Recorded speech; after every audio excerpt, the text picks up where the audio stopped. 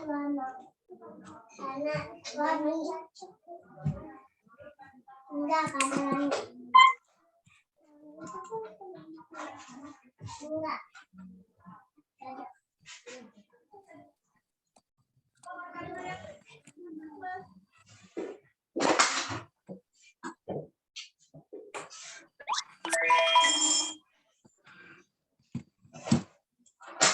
baik. Assalamualaikum warahmatullahi wabarakatuh. Waalaikumsalam warahmatullahi wabarakatuh. Ya, supaya waktunya efektif, kita lanjutkan saja. Tadi sudah saya jelaskan tentang definisi akuntansi, tapi dari sisi bahasa.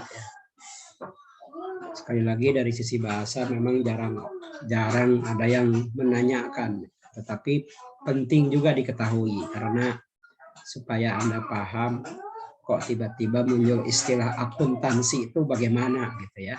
Maka ini urutannya kan dari itu account ya. Nah, yang terpenting adalah bagaimana tinjauan definisi akuntansi itu dari sisi istilah. Kalau dari sisi istilah, tadi sudah saya sebutkan, biasanya melibatkan para ahli, baik perorangan maupun kelompok, ya. Kemudian mencoba mendefinisikan akuntansi yang tepat, yang mencerminkan pengalamannya, yang mencerminkan juga praktek di lapangan seperti apa, gitu. Kemudian muncullah definisi, oh berarti akuntansi itu ini. Nah, ini saya kutip beberapa definisi akuntansi. Nah, harapan saya nanti Anda bisa menyimpulkan sendiri. Ini yang pertama, kedua, ketiga. Oh, ada 3 ya. Nah, baik. Yang pertama, ya, yang pertama ini lihat dari ini nih, American Accounting Association. American Accounting Association. Apa American Accounting Association? Yaitu asosiasi ahli-ahli akuntansi di Amerika. Nah, kebayang ya. Karena akuntansi itu sebetulnya tadi dari Lucas Pacioli ya. Tadi Lucas Pacioli itu dari Italia, kemudian akuntansi menyebar ke berbagai negara, diantaranya ke Amerika. Nah, di Amerika maka muncullah banyak ahli-ahli akuntansi ya, yang meneruskan dasar-dasar dari si Lucas Pacioli tadi. Maka ahli-ahli akuntansi di Amerika mendefinisikan akuntansi itu ini. The process of identifying, measuring, and communicating economic information to permit informed judgment and decision by users of information. Ya. Kalau Anda lihat, nah ini ada 2 pengertiannya nih. Saya ada bahasa Indonesianya di bawah, ada 2 pengertian. Yang pertama, akuntansi itu berupa kegiatan. Yang kedua, ditinjau dari kegunaannya. Nah, ini kegunaannya ya. Nah, kalau dari sisi kegiatan, ini dari definisi yang atas ini ya, dari definisi ini nih yang pertama ini.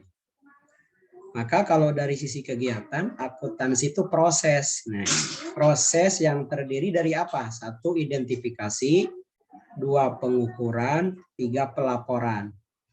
Jadi ada identifikasi, ada pengukuran, ada pelaporan. Saya mau admit dulu nih. Aduh. Oh. Banyak nih. Iya. Jadi kalau dilihat dari kegiatannya, tahapan-tahapan pelaksanaannya, 1 identifikasi, 2 pengukuran, ya 2 pengukuran. Kemudian yang ketiga adalah pelaporan. Nah, yang ini ya, pelaporan. Apa identifikasi? Berarti Anda mengidentifikasi, memisah-misahkan, memilah-milahkan. Apa yang dipisah-pisahkan, dimilah-milahkan, yaitu transaksi ekonomi. Nah, ini ada di bawahnya kan, ekonomi. Lihat nomor 1 ya. Nah, ekonomi. Kemudian diukur. kegiatan itu bukan hanya diidentifikasi, ya, dipilah-pilah, digolong-golongkan, dikelompok-kelompokkan, tapi juga diukur. Dalam akuntansi ukurannya adalah uang, rupiah kalau di Indonesia, dolar kalau di negara lain, gitu kan? Dan juga terakhir adalah apa? Pelaporan. Jadi identifikasi, pengukuran, dan pelaporan. Kalau dilihat dari kegunaannya, maka akuntansi adalah informasi ekonomi. Jadi khusus tentang ekonomi yang dihasilkan oleh akuntansi diharapkan berguna dalam penilaian dan pengambilan keputusan atas suatu usaha yang bersangkutan. Itu kegunaannya. Jadi berguna untuk pengambilan keputusan. Jadi hasil dari akuntansi itu bukan hanya udah saja sampai di laporan, tetapi bagi pemakai laporan tersebut akan sangat berguna nanti dalam pengambilan keputusan dan kebijakan. Misalnya ya, keputusannya apa? Wah, ini kelihatannya perusahaan ini nggak bakalan bisa berlanjut.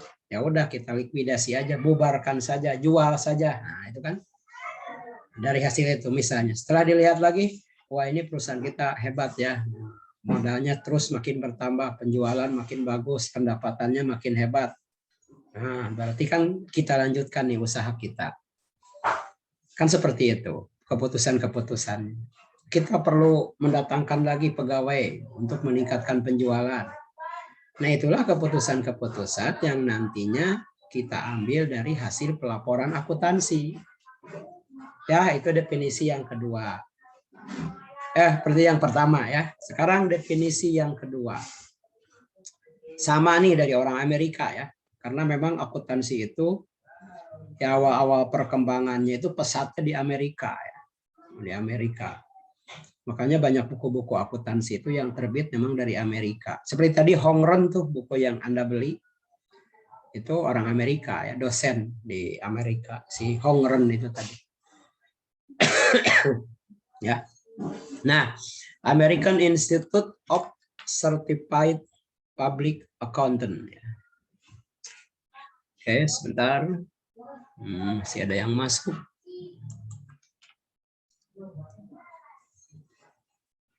Nah nih, Certified Public Accountant. Jadi sebuah institusi di Amerika yang menerbitkan sertifikat akuntan publik itu kemudian mendefinisikan akuntansi ini. Nah, dari definisi yang bahasa Sunda ini, maka udah ada bahasa Indonesianya di bawah biar Anda nggak bingung ya.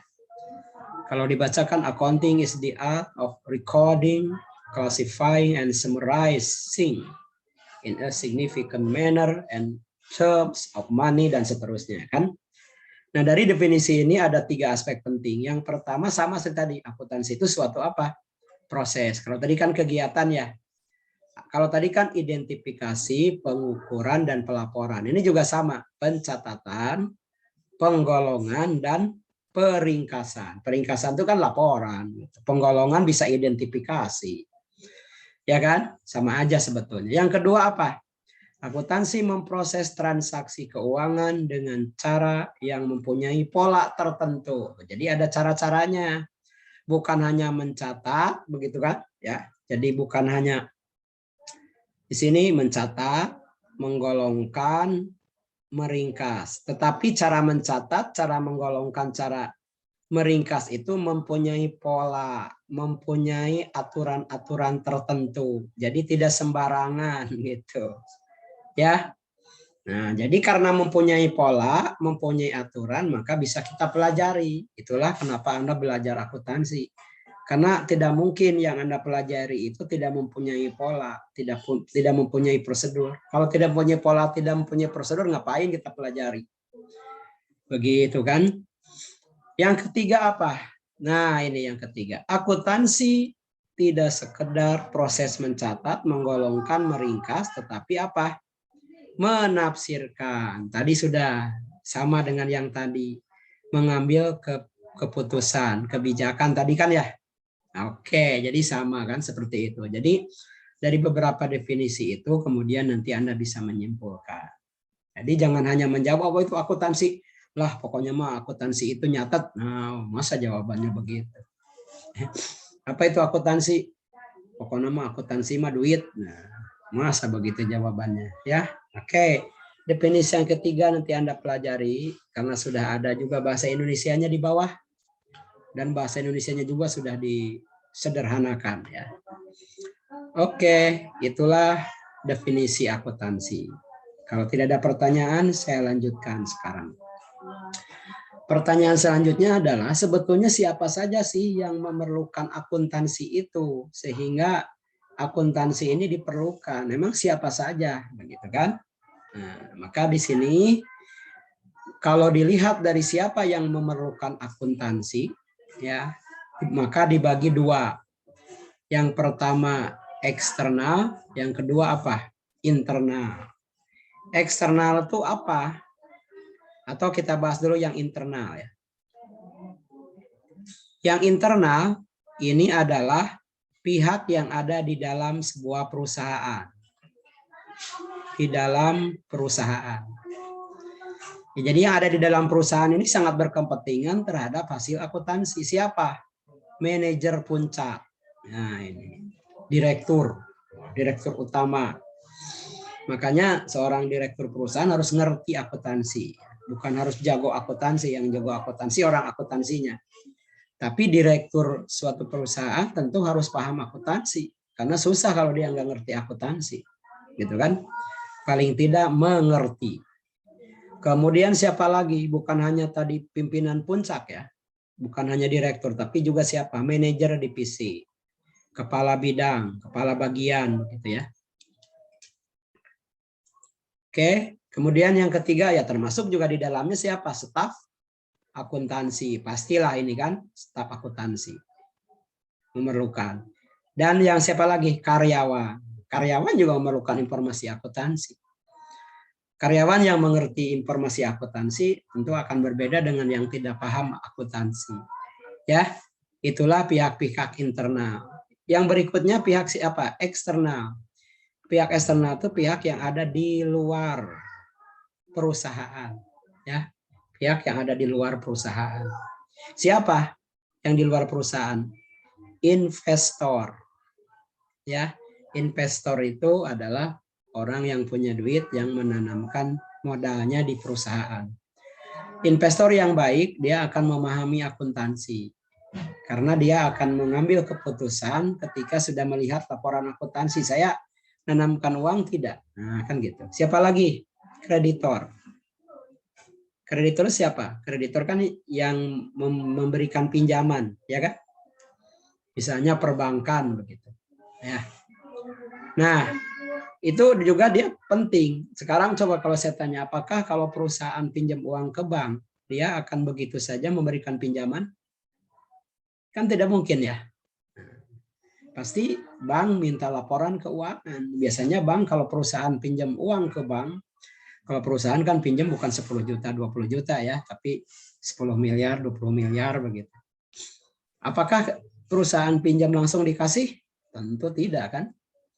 Pasti dia akan melihat diantaranya salah satu syaratnya adalah harus membuat laporan keuangan berdasarkan prinsip akuntansi. Baru kreditor itu akan memberikan pinjaman atau tidak dari laporan itu diantaranya. Ya, berikutnya siapa lagi? Pelanggan, pemasok, pemerintah. Kenapa pemerintah? Pemerintah itu hubungannya misalnya katakanlah di samping ingin mengetahui bagaimana perusahaan-perusahaan yang ada di suatu negara, juga pemerintah misalnya berkepentingan untuk menentukan besarnya pajak. Iya kan? Berapa persen pajak yang harus disetorkan ke pemerintah. Lembaga pendidikan, ya kan? Nih ada sini. Nah, ini kan ya. Kemudian masyarakat umum. Nah, inilah pihak-pihak yang memerlukan informasi akuntansi. Sehingga hampir semua, baik yang internal maupun eksternal perusahaan, itu memerlukan informasi akuntansi. Sehingga akuntansi itu disebut dengan the language of business. Kira-kira ada yang bisa menjawab, mengindonesiakan gitu, apa the language of business itu? Kira-kira apa? The language of business. Akuntansi itu dikasih sebutan, gelar, the language of business. Kira-kira apa ya? Yang bisa jawab nggak?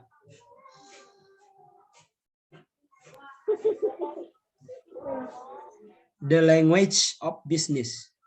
Kira-kira apa?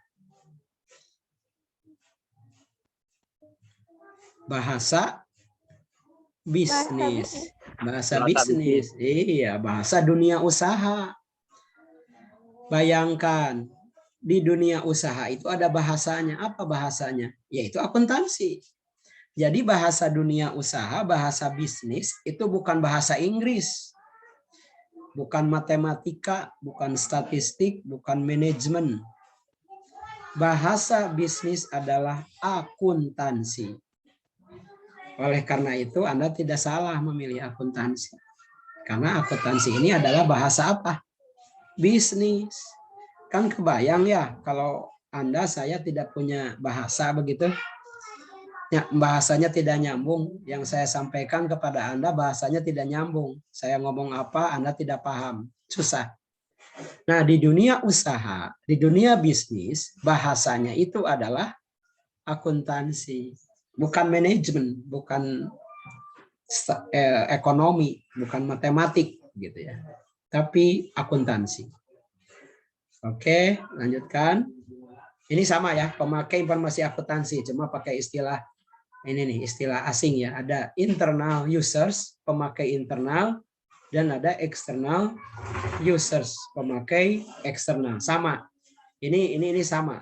Ini bahasa Indonesianya, ini pakai istilah asing. Karena Anda supaya tahu juga. Misalnya ini apa? Employees, karyawan ya. Manajemen berarti pimpinannya ya, pengelolanya. Shareholders, pemilik. Ya kan? Supplier, pemasok, sama aja tadi. Kreditor, bank, sama ya. Oke, lanjut. Nah, sekarang pertanyaannya adalah karena Anda nanti lulusan akuntansi, pasti Anda bertanya nanti saya bisa apa saja Pak setelah lulus akuntansi. Itu disebut dengan profesi. Apa yang bisa dilakukan? Profesi apa saja nanti Anda setelah lulus sarjana akuntansi misalnya. SAK gelarnya ya. Makanya silakan sampai selesai. Jangan baru 2 semester udah capek. Susah ya kalau begitu mah. Nah, apa saja? Bidang profesi akuntansi pertama disebut private accountant atau internal accountant.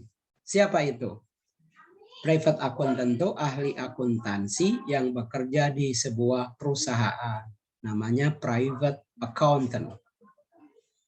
Jadi kalau Anda nanti setelah lulus ya FEB begitu, kemudian Anda ngelamar dan diterima di sebuah perusahaan besar sebagai tenaga akunting, itu disebut dengan private accountant. Awas nih, accountant itu orangnya ya. Nih, di Indonesia disebut akuntan. Awas, orang yang ahli dalam bidang akuntansi namanya apa? Akuntan. Jangan tertukar. Jangan sekarang kuliah apa? Kuliah akuntan. Benar nggak kira-kira? Salah, Pak. Salah. Sekarang kuliah apa? Kuliah akuntan. Apa kuliah akuntan? Akuntan ahli dalam bidang akuntansi. SAK itu kan sarjana akuntansi ya. Oke, yang kedua apa? Government accountant, ahli akuntansi pemerintah. Nah, ini PNS gitu ya. Jadi nanti bekerja di BUMN, BUMD, ya kan? Kemudian kerja di Pemda, Pemkot. Nah, itu bisa. Ya, setiap tahun itu Pemda, Pemkot menerima lulusan akuntansi walaupun tidak banyak. Tahun ini misalnya diperlukan akuntansi 2 orang. Nah, itu nanti Anda menjadi akuntan apa? Pemerintah. Berarti PNS ya. Kalau ini Anda swasta kan? Yang pertama itu. Yang ketiga apa? Nah, yang ketiga ini instructor accountant, akuntan pendidik. Nah, ini jadi dosen, gitu, akuntan pendidik. Atau orang ahli akuntansi yang memberikan pelatihan-pelatihan, workshop-workshop tentang akuntansi. Itu namanya instructor accountant. Kemudian berikutnya apa lagi? Public accountant, akuntan publik. Nah, kalau akuntan publik itu punya kantornya, ya. Itu biasanya nanti klien-kliennya adalah perusahaan-perusahaan. Karena perusahaan-perusahaan itu kalau ingin menyusun laporan keuangan, ini laporan keuangannya misalnya mau dikembangkan supaya bank bisa memberikan pinjaman, maka harus diperiksa dulu oleh akuntan publik. Kalau akuntan publik sudah tanda tangan di situ, berarti laporan keuangannya itu sudah dianggap benar sehingga bank akan langsung memberikan pinjaman misalnya. Nah, inilah profesi-profesi akuntansi. Tentu ada persyaratan-persyaratan ya, bukan berarti Anda dari S1 bisa langsung saja jadi akuntan publik, tidak. Misalnya untuk jadi akuntan publik itu mempunyai persyaratan harus sudah bekerja dulu sebagai akuntan private berapa puluh tahun gitu. Kemudian harus lulus tes. Ini juga sama nomor 3, instructor accountant, akuntan dosen. Dosen kan harus S2, kan nggak bisa S1. Jadi yang umumnya kalau lulusan dari S1 itu adalah bisa mengisi nomor 1 dan nomor 2. Kerja di perusahaan atau kerja di pemerintahan. Jadi swasta atau jadi PNS. Kalau Anda tekun di bidang akuntansi. Di samping Anda ya bisa buka usaha sendiri begitu kan. Ya namanya entrepreneur ya kan. Punya usaha sendiri. Anda malah merekrut orang-orang akuntansi misalnya. Ya, oke. Lanjutkan. Nah, sekarang kalau di monitor Anda ini terhalangi nggak atasnya judulnya? Enggak, Pak. Enggak, itu judulnya 4 pilar standar akuntansi ya, gitu ya? Iya, Pak. Nah, ya, kalau di saya terhalangi oleh ini, oleh menu Zoom.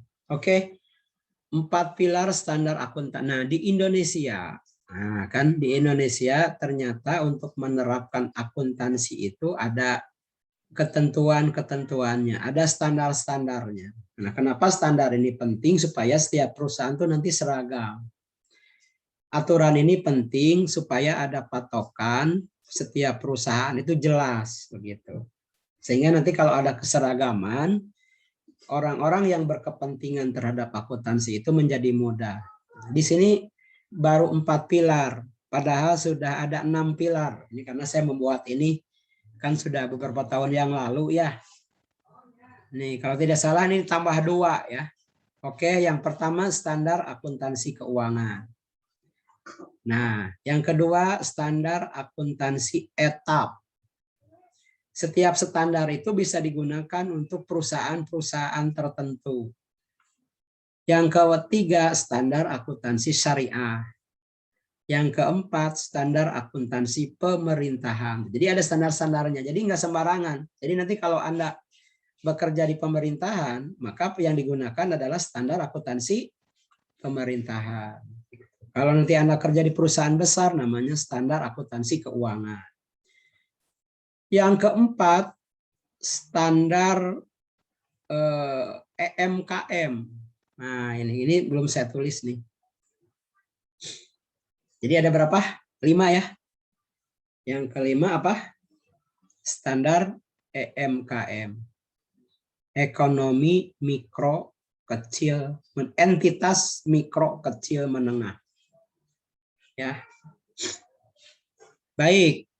Saya bahas sepintas siapa yang menyusun standar ini di Indonesia. Ya ahli-ahli akuntansi bergabung gitu ya dalam sebuah ikatan namanya Ikatan Akuntansi Indonesia IAI. Jadi orang-orang akuntansi se-Indonesia membuat ikatan, sama dosen-dosen akuntansi juga gabung di ikatan itu namanya IAI. Apa tadi IAI? Ikatan Akuntan Indonesia. Nah, mereka itu menyusun standar-standar dalam sebuah buku. Nanti Anda juga harus baca buku-buku itu. Ada standar akuntansi keuangan, ada etap, ada. Nah, standar akuntansi keuangan tadi saya katakan itu untuk perusahaan-perusahaan yang besar. ya perbankan-perbankan yang sudah go public pakai standar akuntansi keuangan, disebutnya SAK. SAK etap ini untuk perusahaan yang yang tidak go public gitu ya, yang tidak go public. Kalau ini yang go public. Ini yang tidak go public, entitas tanpa akuntabilitas publik. Kemudian ini standar akuntansi syariah. Untuk apa? Akuntansi untuk digunakan pada lembaga-lembaga syariah. Anda kan tahu sekarang bank juga sudah ada bank syariah ya. BPR ada BPR syariah. Nah, harus pakai apa? Harus pakai standar akuntansi syariah. Kalau di pemerintahan tadi BUMN, BUMD, ya, Pemda, Pemprov, kecamatan, desa, itu gunakan apa?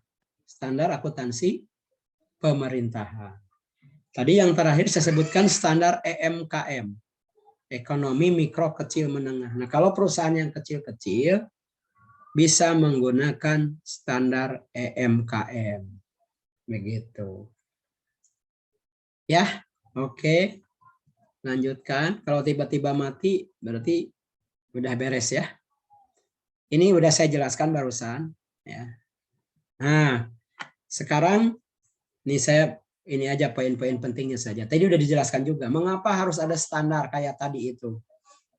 Nah, itu kan Anda pasti bertanya, kenapa Pak harus ada standar? Nah, ini untuk keseragaman laporan keuangan. Jadi nanti laporan keuangannya kalau yang SAK keuangan sama seperti itu. Kalau yang syariah sama seperti itu gitu. Jadi gampang.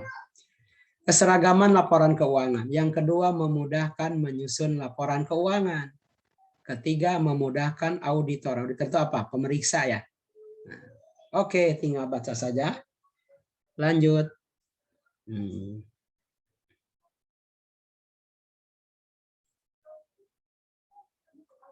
Sekarang kita mulai masuk ke akuntansinya. Saya takut habis nih waktunya. Jadi dipercepat, karena yang tadi mah bisa dibaca. Nah, sekarang masuklah ke jenis-jenis perusahaan. Tadi di awal sudah saya sampaikan bahwa akuntansi itu merupakan, tadi kan dilihat dari kegiatannya ada prosesnya, ada prosedurnya. Gitu.